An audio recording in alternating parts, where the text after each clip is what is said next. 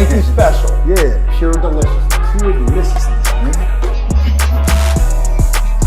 My name is Banky, man. Everybody calls me Banky. That's the name that I got from my grandmother when I was young. I'm coming out here after 30 years. Yeah, I ain't got nothing, but I'm gonna have something because I'm rich in personality, you know, and I'm rich in love. My family love me, and that's really all that counts.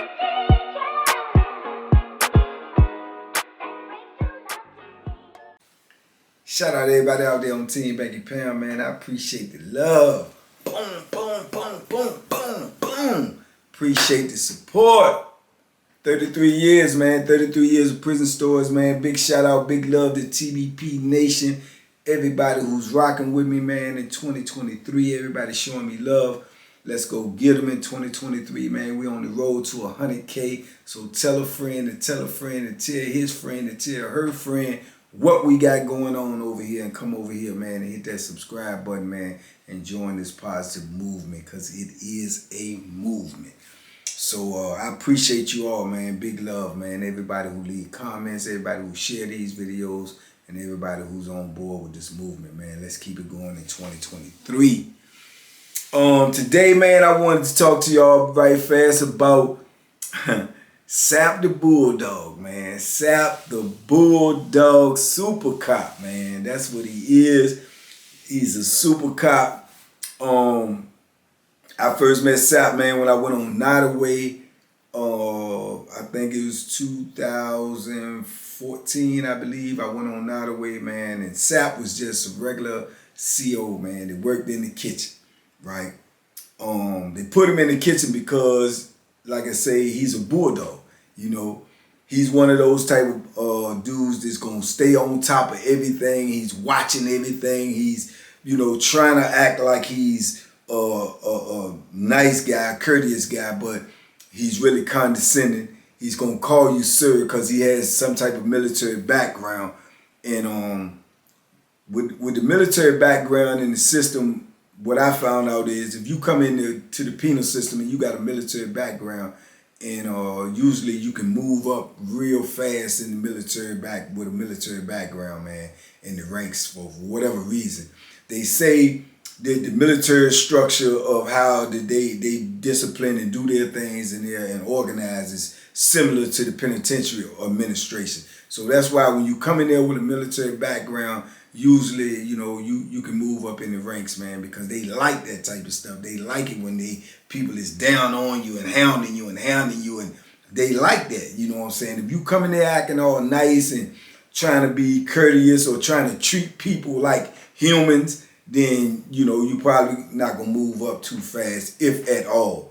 So Sapp was one that's gonna be on top of everything. He's not gonna let anything go. He's not gonna let anything get by him. He's going strictly by the book and beyond. So they put him in the kitchen, so people that comes in the kitchen, you know, dudes is starving, man, and dudes ain't got no food or got no type of income. The kitchen is gonna be their only source of eating. So even though they gotta eat that garbage, that garbage is all they have. You know what I'm saying? So you gotta think that you only afforded that one tray. So dudes would get that one tray and then try to get back in line and take their hat off, put another hat on, change their coat, take their coat off, all of that to try to get an extra tray of garbage, you know, but they hungry. So they call that beating the deuce. And if y'all been rocking with TBP, y'all heard that before, beating the deuce, trying to get an extra tray.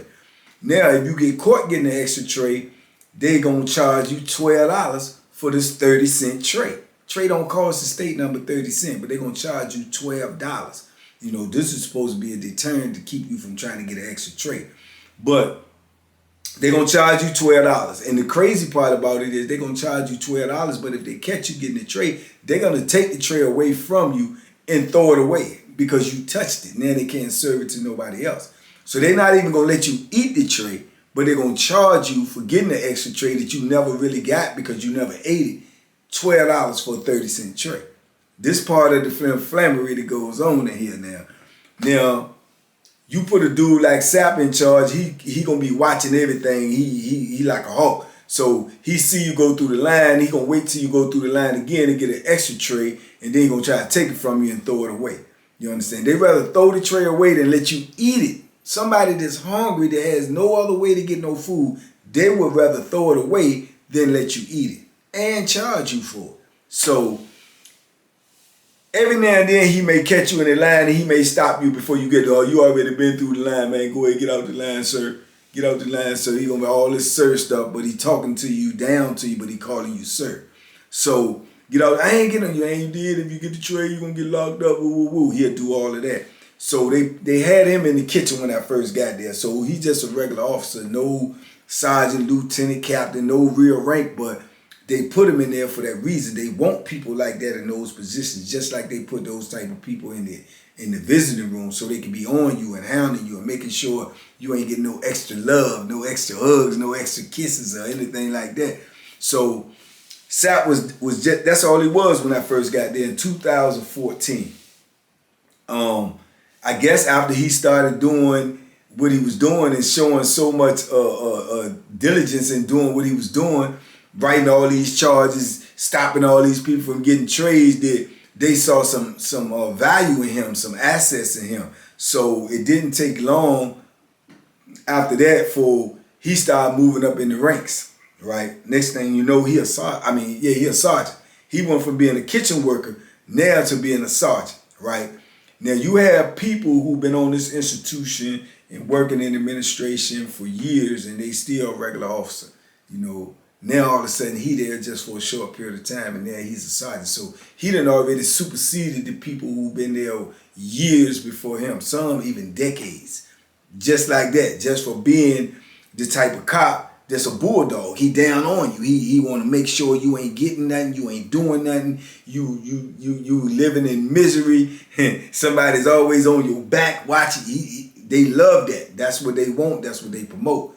Now, mind you, we on flatland, meaning like we on the regular penitentiaries. What we call flatland is like, you know, in Virginia, everything that's on flatland, you know, all of the regular penitentiaries that's spaced out throughout Virginia is on flatland, meaning that whatever institution that you on, 9 times out of 10, everybody who work there is going to be, you know, somebody of color. You know, even mixture in the administration, probably the hierarchy of the administration, the warden probably going to be white, but you got some institution where the warden may be black. Not that many, but you're going to have some. But almost all of the workers, the administration, they're gonna be black. You know, so you're dealing with your own people, kind of, because once they've been there so long, now it's in their brain that, you know, they not even black because they don't even see you as black. They see you as, you know, a subhuman. You just a convict. You just an inmate. You know, because that's the way their mind is working now once they've been dealing with this administration for so long and working in this type of environment. So we call, you know, the mountains is when you up there like Wallace Ridge, Red Onion, King Mountain up there, that's going to be pro-white. Everybody who worked in administration, almost all of the COs is going to be white. So you're going to be dealing with all of that type of hate and that type of racism on top of being locked up and being, you know, suppressed and depressed and oppressed and everything else. You're going to have to deal with that racism too every day. So, you know, it's kind of like on flatland, you're supposed to feel a little bit more, you know, safer because, you know, you ain't got to worry about, you know, the racism to that degree, but you still dealing with some type of racism because, like I said, you're dealing with this mindset racism where they don't even understand that you still a black person. You know what I'm saying? You know, your family's still black when you go home. Your whole heritage is black. They done lost that concept. So you got to think now on flatland, and you got somebody like Sapp. Sapp is white, so Sapp is working around almost all black people, but being that he got that military mindset and he's down on them, they still willing to promote him and let him rise above all these other people who've been there for years and decades. Because like I say, it's all about, you know, keeping us in a mindset that we are subhuman and keeping us in a mindset that we, you know, we locked up. We don't got no rights. We don't got no value. We don't have nothing. People who is going to treat you like that, they got a job there, man, those people are going to be promoted. You know what I'm saying? And Sapp was one of those type, but he would give you the impression verbally like he's trying to do it in a nice way. But if you got intelligence, you can see what he's doing.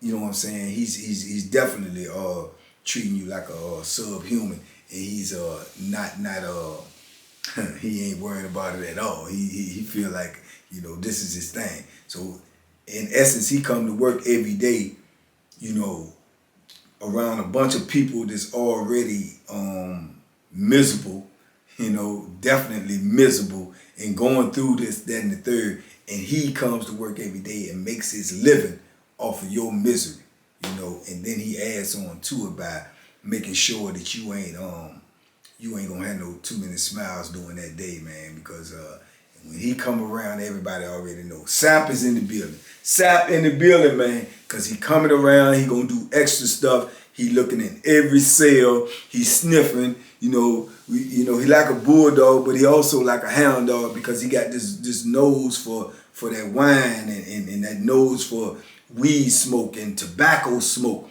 So people got to, you know, when they know he on the scene, they start cleaning up. You know, Sapp coming, man. Sapp coming. Dude start cleaning up. You know, incense, flushing the toilet. Putting a different smell out in the air, put stuff in the microwave, to saturate the smell in the air, because he gonna smell it. He walk right in the pod and he know, man, they smoking in here, it's tobacco in here, so he going to every cell, you understand? So it's crazy. He like a super cop, man. And once they gave him sergeant, he felt like he had more power, so he started doing more. He started asserting himself more. He started locking dudes up more. He started, getting little words from the little snitches and finding out who doing this, who doing that. Then he running down on their cell, shaking them down, locking them up, man. He was a real live tyrant up in that joint, So, like I say, he moved to sergeant now, so he had a little bit more power, so he was doing a little bit more. And man, next thing you know, he wasn't even a sergeant for a good minute that I can remember. Because you got to remember now, I was on there 14, 15, 16, 17, 18, 19, 20. I was on there probably going on 7 years, So within that time, I think before I left, Sapp was either a lieutenant, getting ready to be a captain, or either he had already made captain.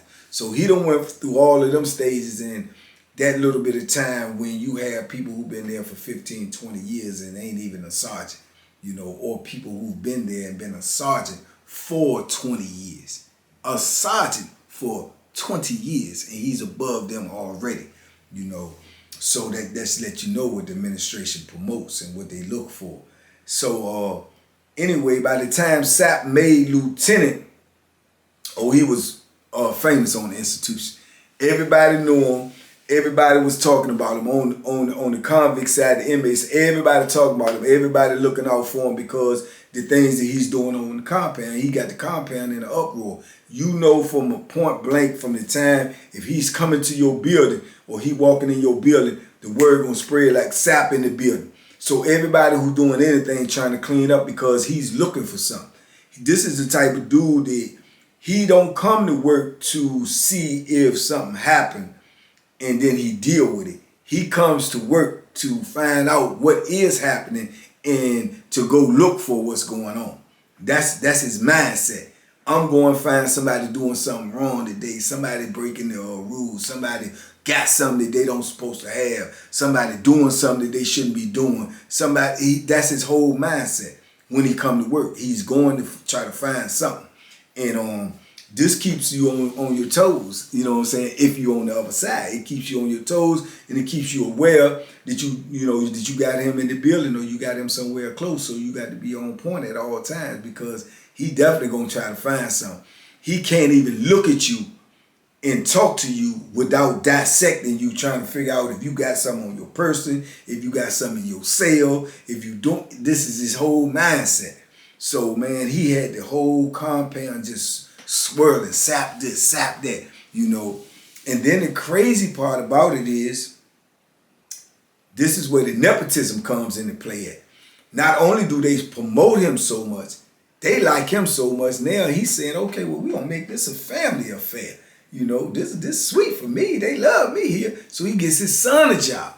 You know, he gets his son a job. But before he gets his son a job, what did he do? He gets his wife a job. Now his wife is the librarian. His wife is the librarian. Sapp's wife is the librarian. But I must say this has to be added in. This was such a crazy dynamic because Sapp was the way he was, who was becoming probably one of the most, if not the most hated officer on the compound. To his wife was the sweetest lady on the compound. I mean, she was super nice, courteous. To me, I dealt with her because when I started creating my program, I was going there to the library a lot. She was a big help to me. She was just, in my opinion, just genuine. It was genuine. She had genuine concern and courtesy for all people. You know what I'm saying?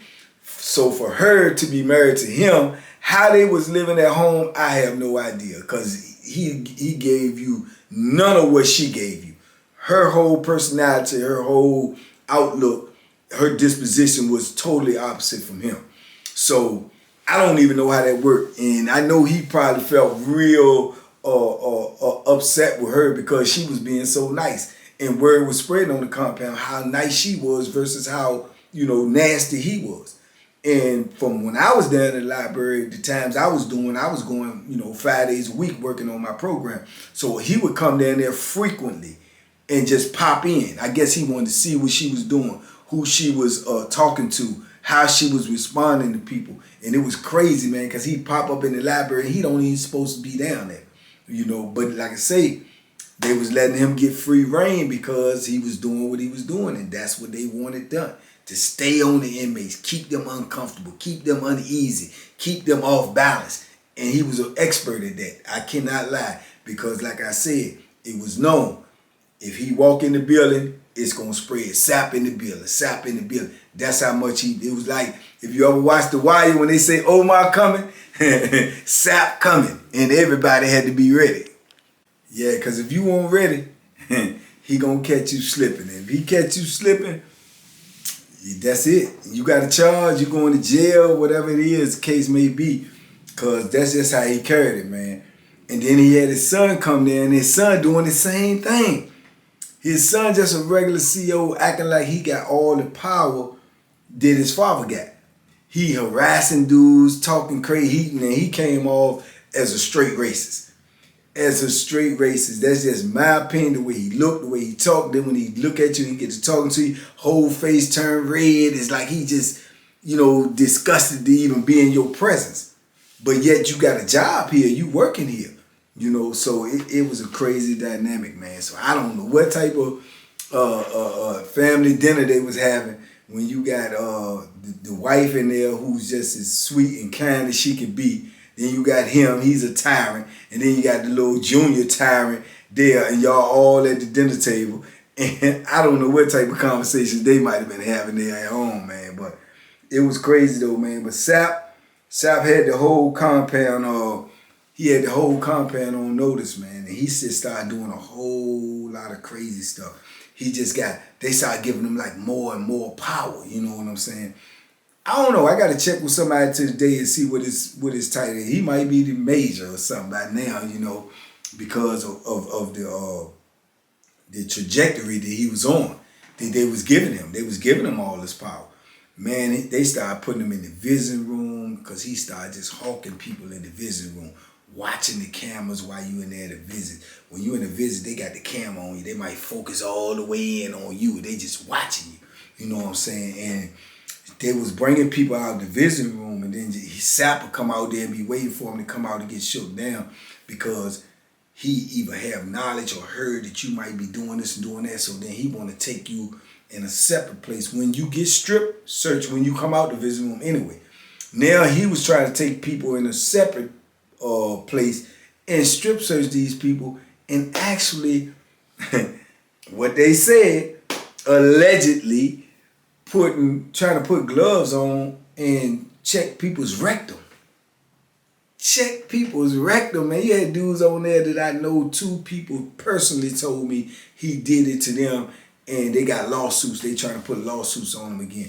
This is the type of stuff they was letting Sapp get away with in there because they felt like he was troubleshooting a lot of the stuff that was going on the compound, and they gave him all of this reign and this free reign to do things that was really above and beyond his job title, you know.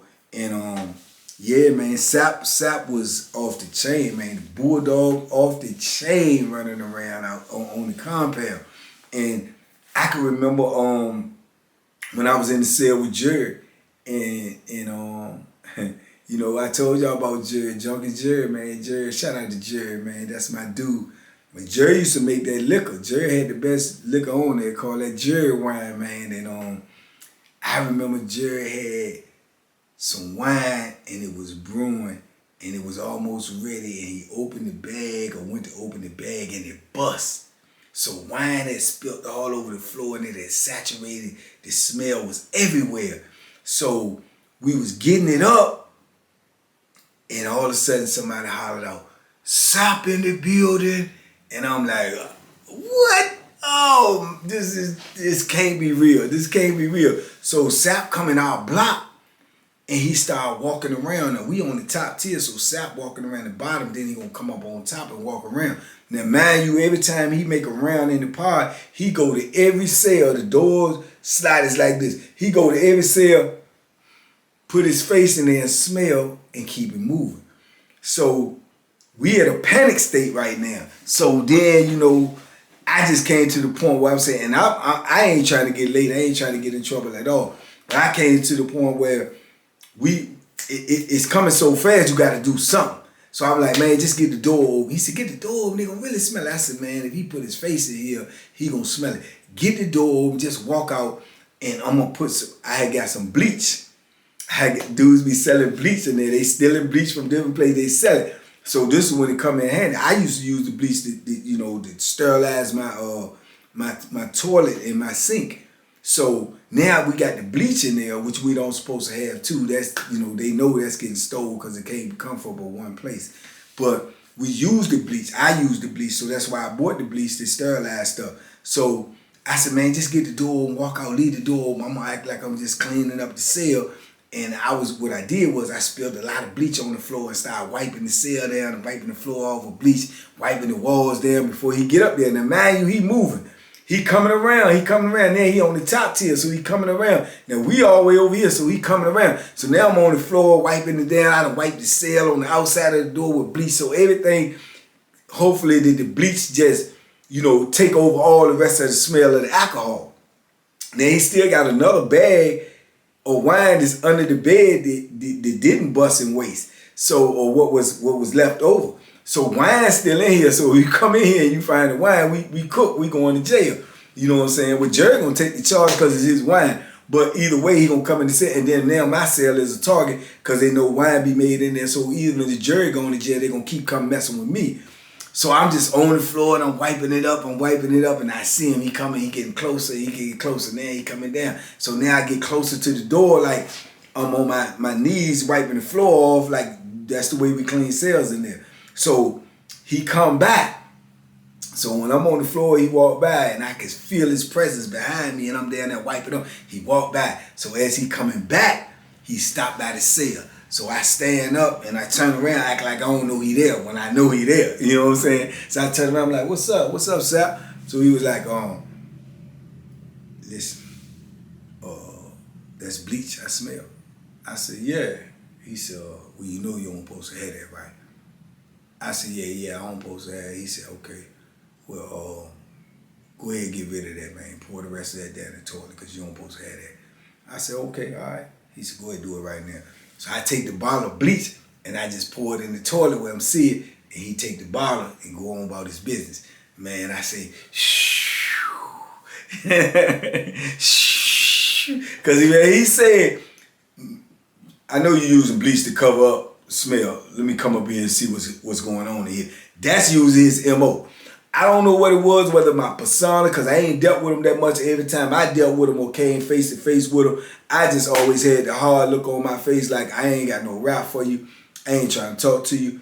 Don't try to intimidate me. I always gave him that look because every other time that I came encounter with him, I'm clean. I ain't got nothing going on, so I'm going to stand my grounds like, you can't intimidate me. I ain't doing nothing wrong. At this time, I was in the wrong because it is not my wine, but it's in my cell. So I'm still in the wrong. So that was the one time that I came encounter with him like that, where I was in the wrong. So I was more or less not trying to give him that look. But I think in his mind, he remembered me because he got that type of memory. And he like, this dude always acting all crazy, looking hard at me and everything. I ain't gonna fool with him. I'm just telling him to pour it out, see how he respond. If I would have responded different, he might have did something different. Got on the radio, calling people, telling them come over there, we can shake the cell there. So it worked out, man. But yeah, he's definitely a tyrant on the institution though. He got the whole institution on notice that if he's anywhere around, you better be clean, because if not, he coming at you with that flammery and he trying to catch you doing something wrong. And you can rest assured if he catch you, you know, charges gonna follow, and he gonna do all that he can do, and he gonna be calling you sir at the same time that he doing it, like he ain't even, you know, trying to put you in the trick bag by calling you sir, but all the time he dropping you straight in the trick bag, you know. So yeah, man, old Sapp on there, he just he doing what he want to do on there. And then he got his son on there doing what he want to do on there. And it's a crazy thing because, like I say, being that his wife is so nice, people go down there, don't like him, don't like her son, so they giving her all this. Man, how you married to him? And how your son act like that? And you so, oh, well, I don't know. I'm just, you know, that's them, and I don't get into that. I'm me. I'm going to do me, and I'm going to respect people. And yeah, but you got to be having these type of conversations at home, because it ain't no way you cannot be. But that's the nepotism in there, that once you get in good, you can bring everybody else in. You know, this is why penitentiary got 8, 9 people that some kin to each other that work here. And that's a conflict of interest right there, because you can have a problem with one person and then their sibling or their relative could be in a hierarchy position, and now they going to be targeting you or looking at you funny or treating you unprofessional because they know what you got a situation going on with their son, their cousin, their nephew, their wife, their spouse. So they gonna treat you different. So I don't know how they let that go on in the penitentiary, but then again, I do, because they don't care. You know what I'm saying? You know, they don't care. They just want to have workers in there and bodies in there and people in there that's gonna push their agenda.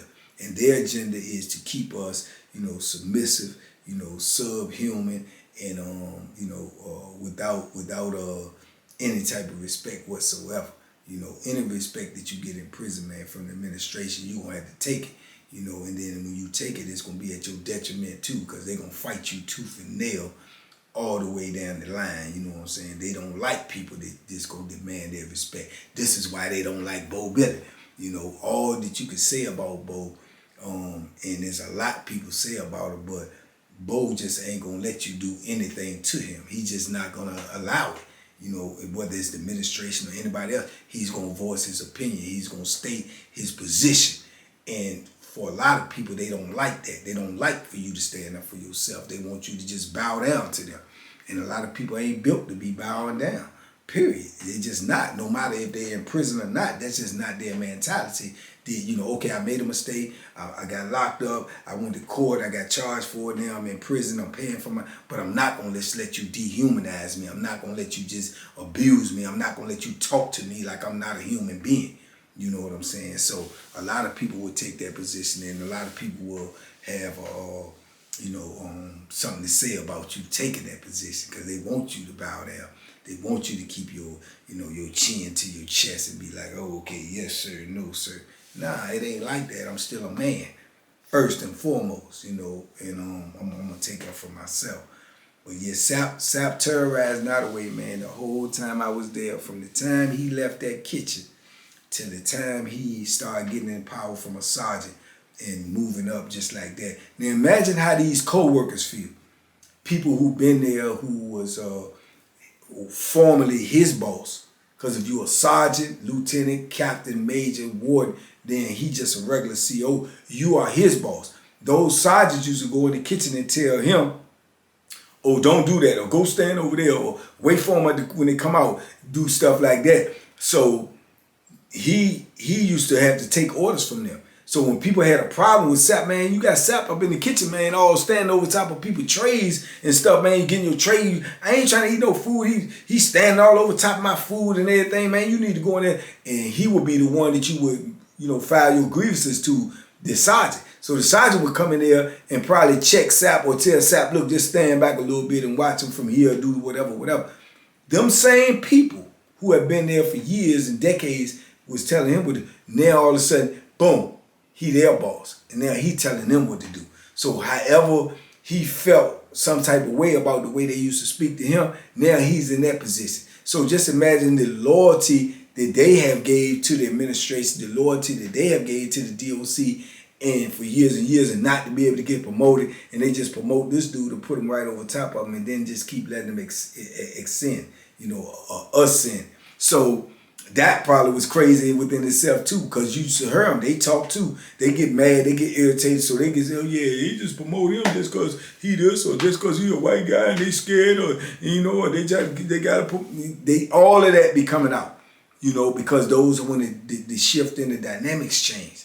But Sapp he just kept going, man. The more he proved willing to violate the inmates and the convicts at any cost to the administration, the more he proved willing to do that, the more they proved willing to just, oh, we're going to promote you for that. Yeah, that's what we want. We want you to be like that. We want you to keep them uneasy. We want you to stay on top of. He rose up in the ranks, man. It's curious to find out what he is today. I'm gonna try to find out when somebody called me from Nottoway, because I still get frequent calls from a lot of the comrades in there. And as soon as somebody called me from Nottoway, I'm gonna ask them what is Sapp position in there today in 2023. And I'm curious myself to know what position he is, and his son, and if his wife is still there. So I would definitely like to know, man. But I think I heard that his wife had quit. And I can understand that if she did, because that's not her type of environment, because she's a kind-hearted person. She's a genuinely good person. So she has to see the injustice that's going on in there. She probably didn't want to be a part of it too much longer. Because if you stay around corruption, if you stay around crime, if you stay around larceny, tomfoolery, flimflammery, skullduggery, long enough, it will get in your system and it will become a part of you.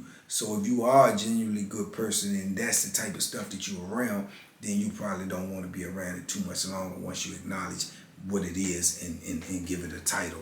So, yeah, but shout out to her though, Miss Sapp, the librarian, not so much to the son and the father. But, yeah, man, that's Sapp, man, the Bulldog. The Bulldog in Nottoway prison, man. He is the troubleshooter and he is the trouble starter, and he is say all to be all on there, man. Boom, in less than a couple of years, that's the power that he came into, But anyway, these are some of the dynamics that goes on in prison, man. And I just wanted to tell y'all that, man, just to give y'all some type of idea, the type of pressure that a dude might be under in there, man. To have that coming at you all day. And it don't mean you have to be doing something wrong in prison. Because in prison, what is wrong? You've been convicted. You're trying to survive in there. And there's a lot of ways that you have to survive in there. There's a lot of things that you may have to do that may not necessarily be by the books, but it's crucial to your survival in prison. So you got a dude like him to make sure that you don't do those things, because, like I say, they want to keep you in a state of misery, confusion, and depression. And nobody wants to be in that. Nobody wants to be in that at all. Yeah, but I just wanted to drop this on y'all, man. And we're going to get back to these videos soon. I'm just getting back from D.C. Big fight night out there. Shout out Javante Davis, Boots Ennis, shout out to them boys from putting that work in and doing their thing. And I'm going to get back to these videos real soon. Just wanted to get this out so I can get y'all some. And I'm going to be right back on it, man. 2023, we going hard in the paint. And we're going to be talking about a lot of things, man. So y'all hit me in the comments and y'all let me know what y'all want to talk about. Let me know. I read these things, man. Talk to me. I talk back. And if something sparks my memory or something sparks me to make that video, I will do that. So y'all stay tuned, man. It's 2023. We're on the road to 100K. If you are not subscribed, please do so. If you want to join this movement and get with this positive energy, we accept all positivity. We love it. We appreciate it. Tell a friend to tell a friend what we got going on over here, man, and we're going to keep it moving. I will get y'all the new P.O. Box soon. Do not send nothing to the old P.O. Box. And I want to tell y'all, if there is anyone soliciting money from y'all on any other platform using the name Banky Pound, are they saying anything or asking for anything, it is not me. It is an imposter. It is a scam artist. It's somebody with that skullduggery, that flammery, and that larceny, and they better be glad that I don't know them, you know, but that is not me. I'm not asking anybody to send me anything. I'm not soliciting for any type of money, so please don't fall for that flammery. If you don't hear it coming from me and can see it coming out of my mouth, it is not me. So please do not fall for that. I would hate for anybody to do anything, send anything anywhere in the hopes that it's getting to me or is they helping me and it's not me. So please don't fall for that. I appreciate y'all out there. Y'all be safe in 2023. Be smart, make good decisions, and I'll be back with y'all in about 24 hours, man. And by all means, duck.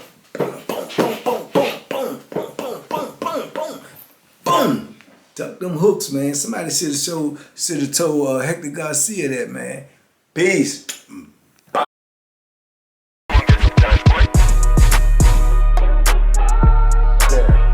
The Banky special. Yeah. Pure deliciousness. Pure deliciousness, man.